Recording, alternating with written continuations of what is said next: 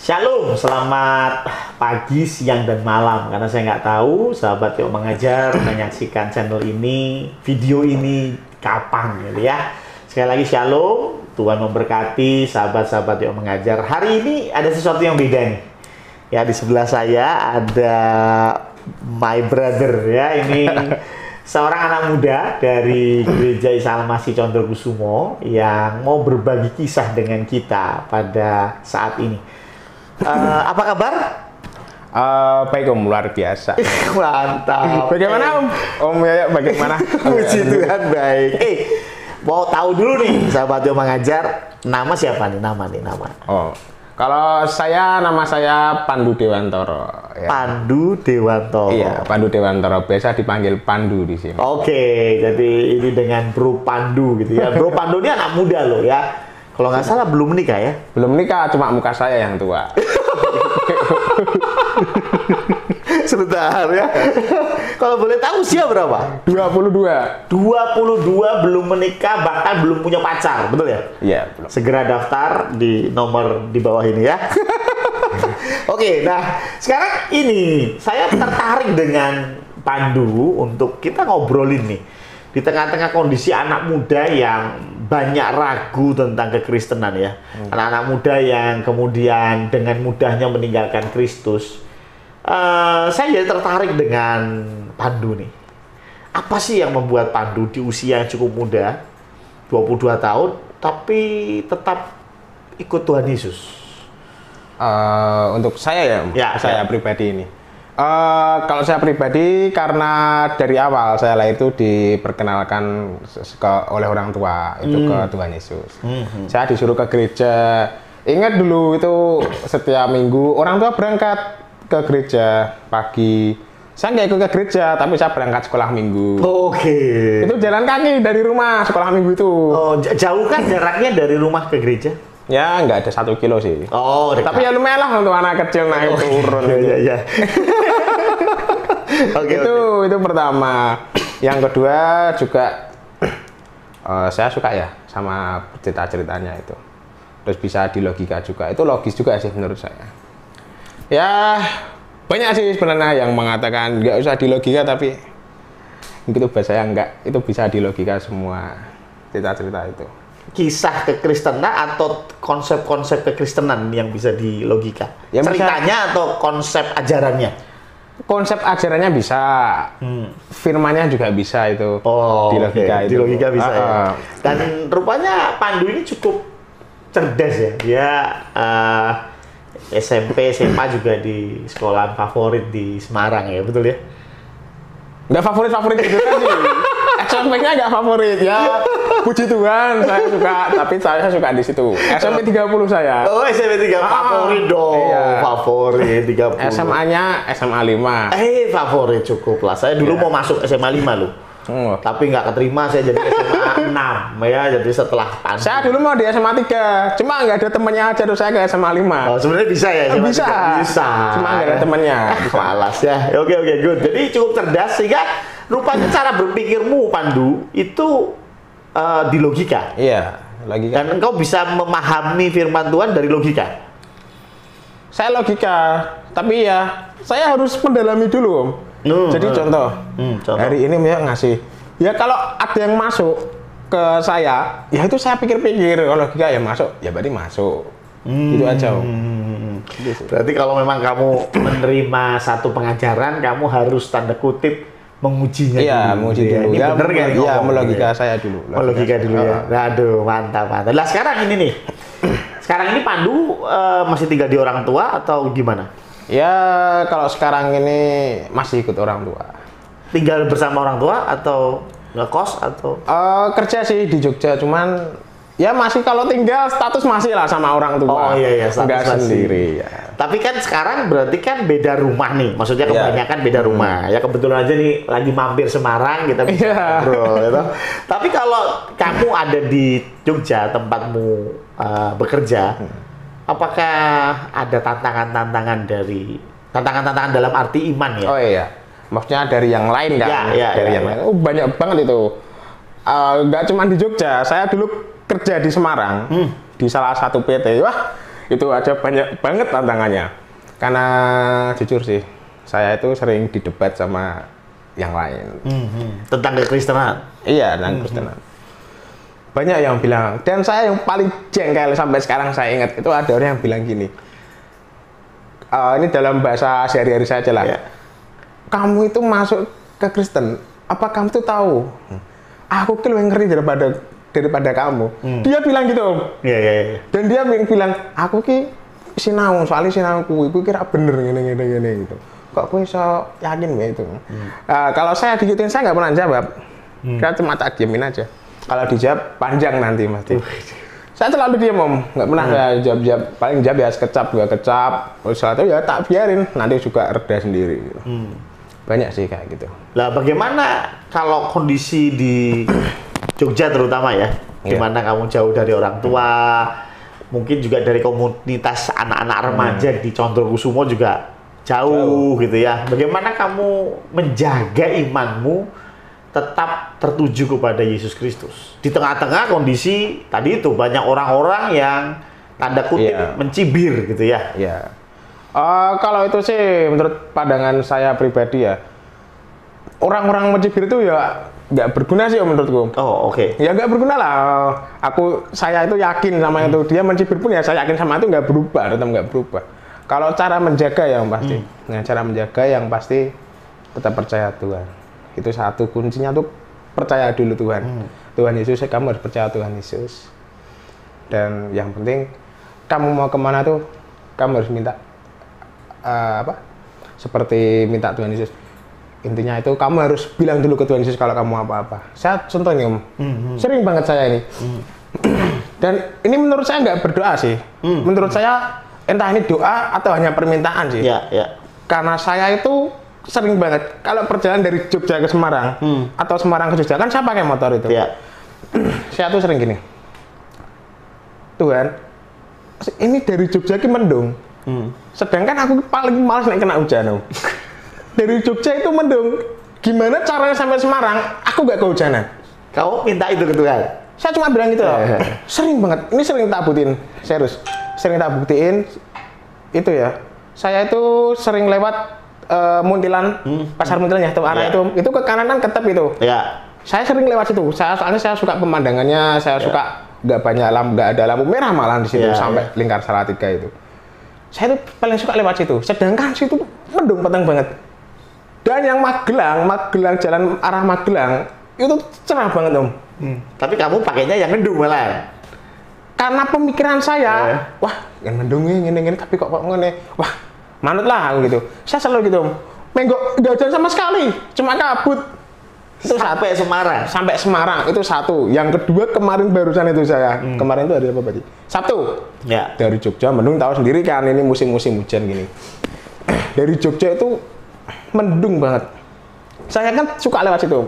Tiba-tiba itu saya kepikiran bensin saya pertama ini. Bensin saya itu tinggal 4 strip, hilang 2 strip berarti tinggal 4 strip. Saya cuma berarti gini. Tuhan, intinya ki aku kudu ngisi bensin ini ya. Dan aku tuh di kepalaku, aku kebayang salah satu bensin di Jalan Magelang. Setelah Muntilan ada kiri jalan itu ada pom bensin. Cuma gini tok, ngisiin kono wae intinya ki aku cuma bayang gini. Duit ki 20.000 cukup gue ngisiin kono untuk full. Pertama itu yang kebayang. Yang kedua, saya kebayang Artos ke kanan. Kalau ke kanan Artos kanan terus kanan kiri Kopeng itu. Saya tuh kebayang itu lewat jalan kono wae. Karena kalau lurus itu mesti hujan. Padahal enggak om. Mati dari kelihatan tuh cerah. Nah, ternyata hujan om. Saya lewat yang kanan tuh enggak sama sekali. Kemarin itu temanku kan ada yang Magelang kota. Bro, cerita. Udahan ra. Ora bro, badet kene udan terus. Aku wah puji Tuhan banget tahu. Dan saya buktiin yang SPBU tadi ya. Saya berhenti di situ 20.000 tuh full. Pas. Saya tuh sampai gini. Wah, udah celah ngisi 22.000. Saya kan diajarin. Kamu kalau ngisi bensin itu jangan puluh-puluhan. Tapi diganjelin 22, 23 gitu. Tak isi 22, pas 20.000. Kembaliannya 2.000 itu nggak berguna. Yang berguna cuma 20.000-nya. Serius itu. Ya itu makanya. Yang kita bayangin itu kalau kita minta sama Tuhan intinya Tuhan pasti ngasih jalan. Nah sekarang nih bro, pasti dalam hidupmu yang 22 tahun, bener ya usia 22 tahun? Ya. 22 tahun ya tentu banyakan saya lah ya, usianya ya. Iyalah, udah kelihatan ya. Ada yang ngelin ya. Jadi pasti ada banyak perjalanan hidupmu dengan Kristus ya. Ini salah satunya ya. Masalah hujan, ini salah satunya masalah Tuhan kasih perlindungan, masalah bensin juga dan lain sebagainya. Cuman masalah yang paling utama adalah apa yang paling berkesan yang pernah ada pengalaman pribadi bersama Tuhan. Paling berkesan. Paling berkesan ya. Wah, dibuka ini. Ya baru-baru aja sih. Ya. Tanggal 10 Oktober itu. Saya kalau ngomongin itu langsung sumuk ya. Sumuk, saya langsung merinding. Serius. Saya itu jujur ya, meskipun tadi saya bilang perjalanan saya minta, tapi saya jarang berdoa. Serius, saya jarang berdoa. Saya berdoa itu cuma doa makan, itu pun kalau inget selama udah berapa tahun dulu saya nggak pernah doa. Udah saya itu nggak pernah ke gereja kadang-kadang sih, pernah cuma kadang-kadang. Itu pun nggak sering, nggak pernah doa. Baca Alkitab? Pas di gereja. Iya, pas gereja kan baca Alkitab ya. Oke lah, nggak apa-apa. Itu pun kalau pas baca ada layar ya. Sampai sekarang aku tuh lupa loh cara buka Alkitab di handphone. Sampai bingung, sampai mau ke gereja tuh aku paling buka dulu. Punya tadi, oh ya ding ini. Saya sampai lupa, saya kayak nggak pernah kepakai itu. Itu malaikat aja sampai kaget itu ya. Saya kaget malah lagi malaikat itu. Wah, bener-bener itu. Nah terus tanggal 10 tadi apa? Tanggal 10 itu, saya itu termasuk orang yang nggak pernah berdoa ya. Itu termasuk orang yang kalau bisa dibilang, ya nggak tersesat amat sih, cuma perilaku saya masih baik, cuma saya nggak pernah berdoa. Tanggal 10 itu berarti tanggal 9-nya ya. Tanggal 9 itu saya tidur. Berarti malam minggu itu. Tanggal 10 itu minggu saya ingat. Itu tanggal 9 tuh malam minggu saya tidur di kantor. Kan saya tidur di kantor ya, sering saya tidur di kantor daripada di rumah. Tidur di kantor, tiba-tiba itu saya mimpi. Kayak diingetin Tuhan tuh tentang gereja. Intinya saya tuh lagi di gereja. Saya bayangan saya ada di gereja, saya lupa gereja apapun, saya ada di gereja. Sedang kebaktian. Dan aku cuma intinya dalam mimpiku itu aku cuma aku kangen ke gereja. Tapi kalau tak pikir lagi, ya benar, saya nggak pernah ke gereja tuh. Itu. Terus saya itu tiba-tiba kebawa sama satu lagu di gereja. Lagunya ini. Segala pujian syukur bagimu, gitu. Kau hadir dalam, ya itu lagu tuh pasti tau lah kalau kalian yang pernah ke gereja, yang sering ke gereja harusnya hafal. Saya aja orang ke gereja. Itu saya tiba-tiba kebayang lagu itu. Terngiang-ngiang lah. Terngiang-ngiang. Hari Minggunya saya bangun di kantor tuh banyak teman-teman. Saya itu terus masih terngiang-ngiang. Saya masih ingat sama mimpi saya terngiang-ngiang lagu itu. Wah, kok terngiang-ngiang terus. Tapi banyak teman-teman loh. Saya cuma bilang buah gitu tau. Saya main PS sama teman-teman. Saya bercanda-bercanda biasalah. Bercanda-bercanda, main PS ngopi gitu. Itu sampai sore sama teman-teman saya. Terus malamnya setelah makan malam saya tiduran lagi tuh, sendirian lagi di ruangan. Minggu malam berarti? Minggu malam, 10 Oktober itu. Minggu malam itu saya sendirian. Namanya orang kayak saya nggak pernah buka puji-pujian di gereja. Kalau di gereja di HP saya di YouTube nggak pernah buka pujian. Itu beranda muncul pujian Itu beranda muncul pujian. Memang nggak semua sih, cuma ada sliver pujian, penyembahan, sliver penyembahan gitu. Saya tuh kayak, iya sih Ki, di berandaku tuh emang ada bekas penyimpanan, tapi itu udah lama banget. Saya ingat, saya nggak pernah muter itu. Ada itu, tiba-tiba ada lagu itu, tak puter itu. Lagu yang kemarin di terngiang-ngiang itu? Yang hari itu terngiang-ngiang, saya puter. Wah ya Tuhan, saya langsung muter itu, merinding aku. Itu menangis saya.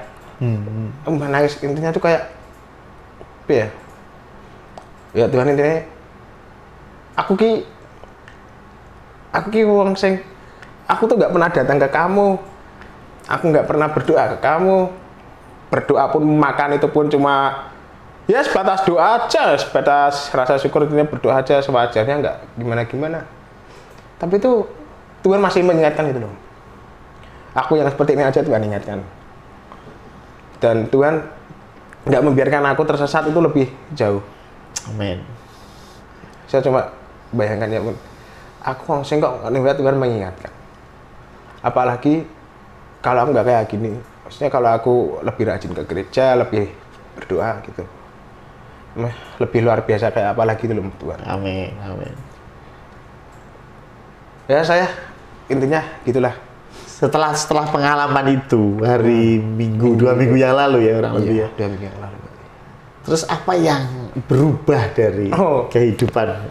Kalau berubah dari kehidupan secara signifikan ya, Ya. itu belum kerasa. Belum merasa. Belum ngerasa, karena itu masih sama membenahi pikiran-pikiran saya dulu. Pikiran-pikiran saya masih banyak yang amburadul gini, nggak cetol gini, masih harus dibenahi dulu pikiran saya itu bisa berubah signifikan. Cuman terus setelah denger lagu itu saya ngerasa kayak wah, aku tuh hidupku tuh, maaf ya Om, ini hidupku tuh brengsek, aku nggak genah aku tuh, serius. Tapi tuh Tuhan ki isah kayak ayo gitu ki kamu ki kayak doano ngomong mbak aku gitu kayak gitu loh. Saat dengerin lagu itu terus aku berdoa, saat itu saya berdoa. Itu pertama kali setelah beberapa tahun aku berdoa gitu. Itu aku berdoa. Aku tuh gak pernah berdoa, itu berdoa pertama kali itu gak lancar berdoa aku. Kayak bisa plegak-plegu gitu. Kalau orang Jawa bilang plegak-plegu gitu. Saya berdoa, ya udah berdoa seadanya, siapa yang pengen saya omongi ya, meskipun saya sadar tuh nggak tertata omongan saya, tapi saya yakin Tuhan pasti tahu lah apa yang ada di hati itu, Tuhan tahu. Saya berdoa itu hari Minggu malam berarti. Saya berdoa. Senin saya berdoa.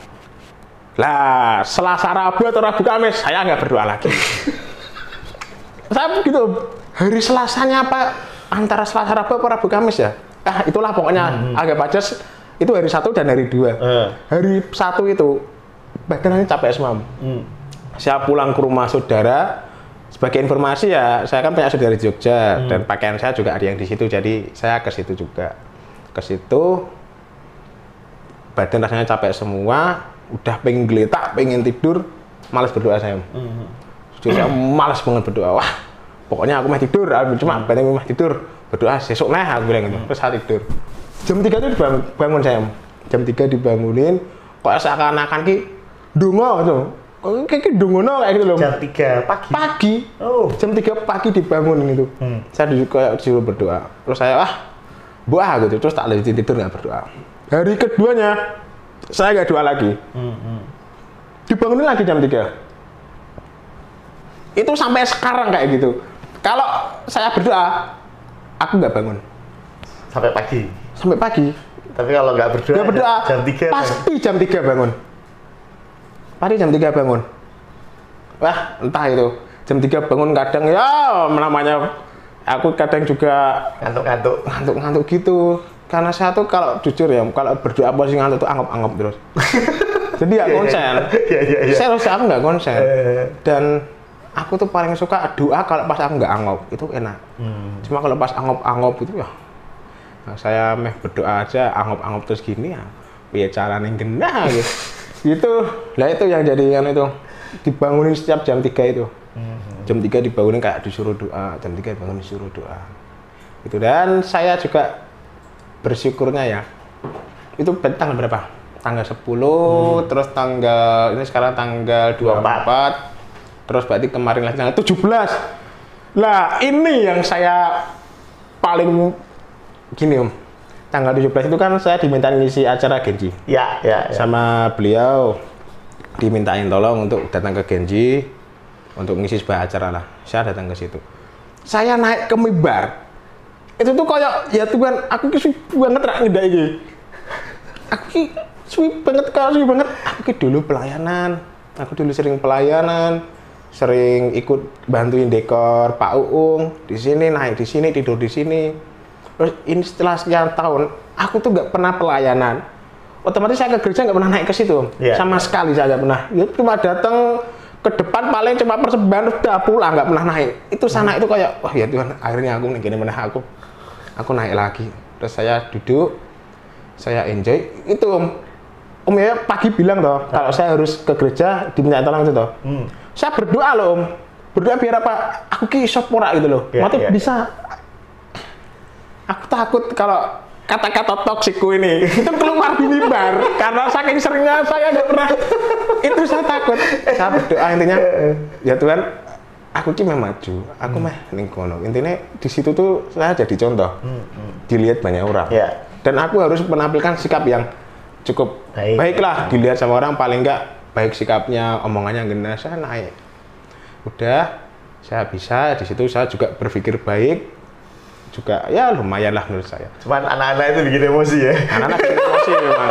Itu dan terakhirnya Pak Pendeta itu naik nyuruh saya berdoa pulang. Oh iya benar. Saya tuh kayak ya aku ki suwira dungo. Oh ya sebagai informasi ya, setelah tanggal 10 Oktober itu tuh saya cerita sama Pak Pendeta. Iya. Langsung cerita Pak Pendeta, intinya saya kalau manggil Om Yoyo, saya itu ya seperti tadi saya cerita itu, terus Om Yoyo bilang itu artinya kamu lahir baru demikian. Saya tuh ya Tuhan, aku kangen lahir baru. Terus ya bersyukur banget, jujur bersyukur banget. Dan kembali lagi ke tanggal 17. Pak Pendeta ini nyuruh saya doa di depan, sedangkan sekian berapa tahun saya nggak pernah doa. Saya nggak pernah doa sama sekali. Jadi saya tuh agak aku tuh udah cerita sama beliau, nah aku nggak pernah doa, udah beberapa tahun nggak pernah doa, kok malah bisa seminggu doa rutin, kon mimpin doa gitu. Makanya kalau ada yang melihat itu di skin YouTube 17 apa 18 Agustus itu, doa saya yang terakhir nggak gena sama sekali, nggak gena dan nggak gena kok. Ya gena sih itu cuma menghibur saya aja. Saya yang berdoa aja saya ngerasa ya Tuhan kipiye kok kata-kata kayak gini ya. Aku rasa gitu beneran Pak. Saya ngerasa gitu beneran kayak ya Tuhan ini ngarep yang oke. Kayak Dene itu ini iki adik-adikku. Karena kita kan masih terus mainnya adik-adikku, harusnya aku bisa doa gena kok malah doaku kok ngene ya. Kayak gelisah iki ya. Aku kira pernah suwi pernah doa, jujur koning doa ning ngarep. Piye janjane yang tak boleh tanya. Ya udahlah, enggak apa-apa itu wis itu kan. Iya bener tanggal 17 ya. Iya itu makanya saya tuh batin makanya aku bilang gini kok malah aku tahu ya. Itu dan bersyukurnya lagi ya puji Tuhannya. Ya saya berarti berapa? 2 minggu ini saya ke gereja. Puji Tuhan. Saya dikasih kesempatan ke gereja. Saya berulang kali bilang terima kasih Tuhan kesempatan ini saya bisa ke gereja. Ya. Bisa ke gereja. Ya sih memang nggak mati semua orang ke gereja itu niatnya baik. Iya. Tapi paling tidak saya yang jarang ke gereja, nggak pernah ke gereja, saya diberi kesempatan untuk di gereja, untuk ke gereja lagi. Ya meskipun jauh Jogja sini, tapi itu bagusnya saya diberi kesehatan, diberi waktu, diberi kesehatan juga, nggak dihujan-hujanin sama Tuhan. Itu kayak saya itu satu diberkati, kedua sangat diizinkan. Iya. Nah cuma ya ampun apa aku kudu ning dosa tenan ini ra pernah anu. Sampai pulang pergi enggak pernah hujan. Kok ya ada aja gitu loh maksudnya. Yang buat ya ini bukan cocok logi sih. Banyak pulang nanti bilang ini cocok logi. Ya enggak cocok logi, emang biasanya saya gitu jadi enggak gitu. Emang gitu. Ya puji Tuhan. Terima kasih ya. Ini kesaksian luar biasa dan ini namanya Pandu, kamu kan sudah lahir baru. Maka langkah selanjutnya jangan kaget. Kamu itu nanti akan dikuduskan oleh Allah. Sanctification kalau bahasa teologianya. Jadi dikuduskan oleh Allah itu ya duri-duri di dalam tubuhmu mulai dicabut. Berarti ada sakitnya. Ya. Kamu jangan kaget. Ada sakitnya. Yes. Contoh ya, kamu biasanya mungkin dalam bekerja mulai suka ngomongnya yang katanya kamu toksik. Iya. Itu maksudnya omongan kacau lah ya. Mungkin Tuhan mau bersihkan itu, maka ya jangan heran nanti mungkin kamu akan tersandung masalah gara-gara omonganmu gitu ya. Aku Bisa jadi, saya nggak bilang pasti begitu, atau mungkin kamu akan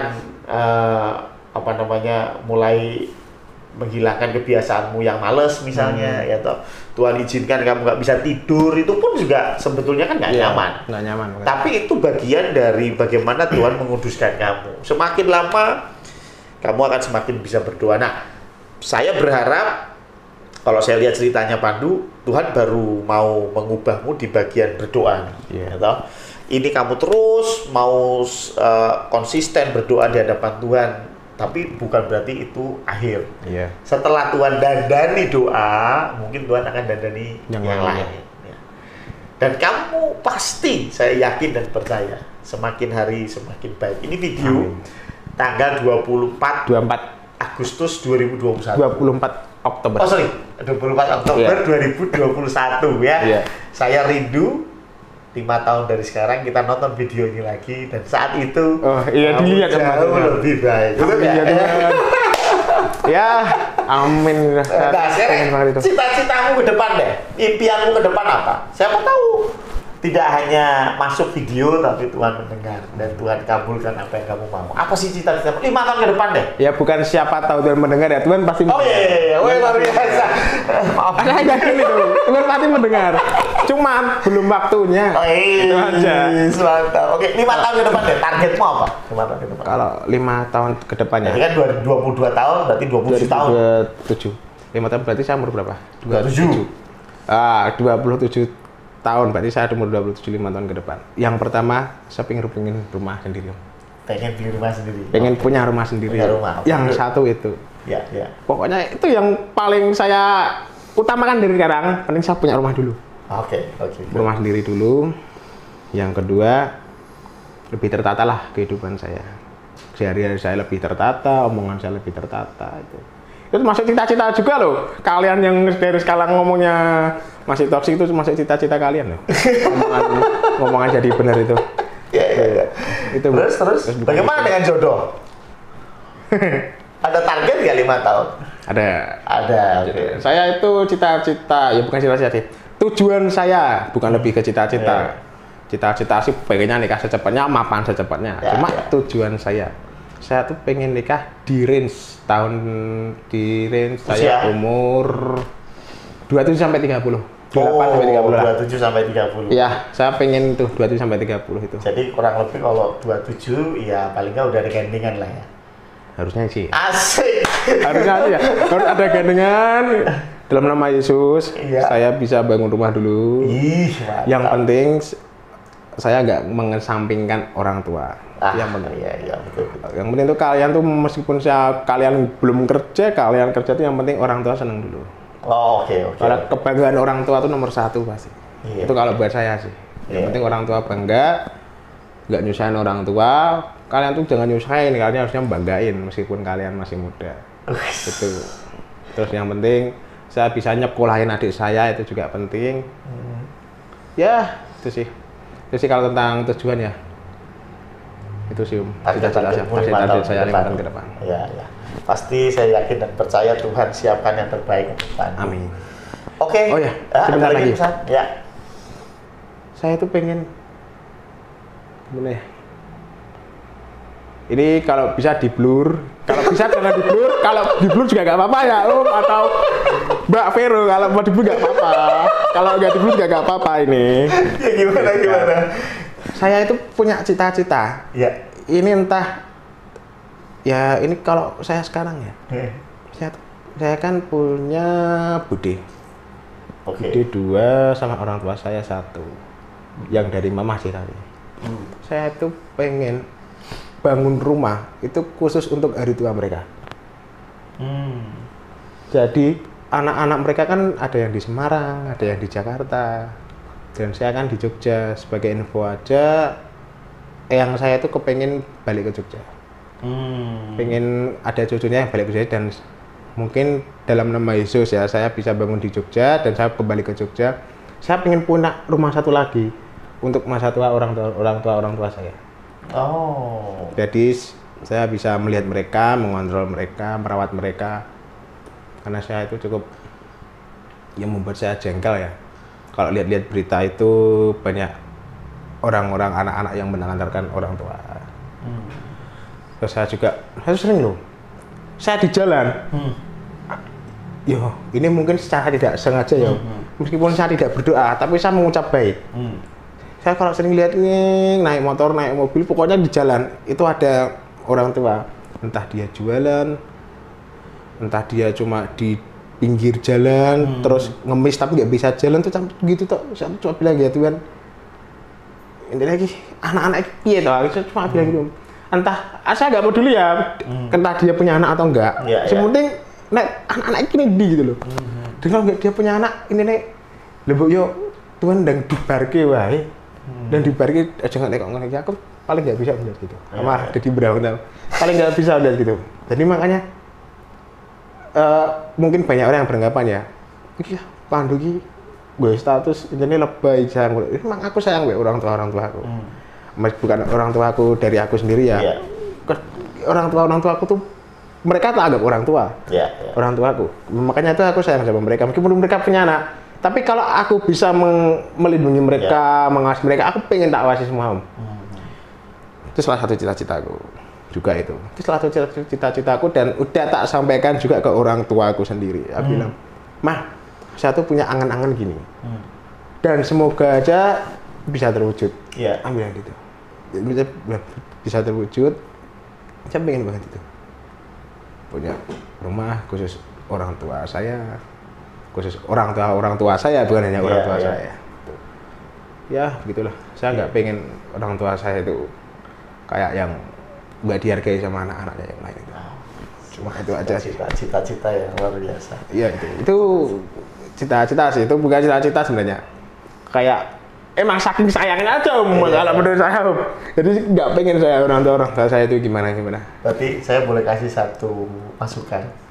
Berarti kamu harus cari calon istri yang juga sayang sama orang tua. Ya, itu udah ada pandangan sih om. Asik. Cuma boleh kita bahas sekarang ini. Ya di blur aja ya tapi setiap ini ya, ini boleh bahas. Tapi kalau setiap saya sebut namanya tolong dikasih emot dan tit, oke? Harus itu. Wah, itu yang Ada saya tahu yang dia maksud. Nanti biar Om Yoyo aja yang tahu. Om sementara ini ya yang tahu ya cuma Pak Pendeta, kedua orang tua saya sama Tuhan. Udah itu aja itu. Ya ada beberapa sih ini 11-11 cuma ya biarin aja. Itu biasa gitu, oke? Itu nih yang tahu sih. Oke, luar biasa. Terima kasih Mas Pandu sudah berbagi kisah dengan kita tentang pengalaman pribadinya dengan Tuhan. Saya yakin dan percaya Tuhan sayang semua orang, termasuk Anda yang nggak pernah berdoa. Pandu saja nggak pernah berdoa, Tuhan sayang. Apalagi kalian yang sudah pelayanan, harusnya Tuhan jauh lebih sayang dengan kalian ya. Hidup yang benar, tetap pegang iman kepada Tuhan, pasti Tuhan akan mengubahmu semakin hari semakin baik. Begitu Mas Pandu? Ya, demikianlah. Terima kasih untuk kesediaan Mas Pandu. Sama-sama. Sudah jauh-jauh dari kerja mampir ke Semarang untuk kita bikin podcast ini ya. Sekali lagi Tuhan memberkati dan sampai jumpa sahabat yang mengajar. Saya yakin Tuhan pun memberkati kalian semua. Amin.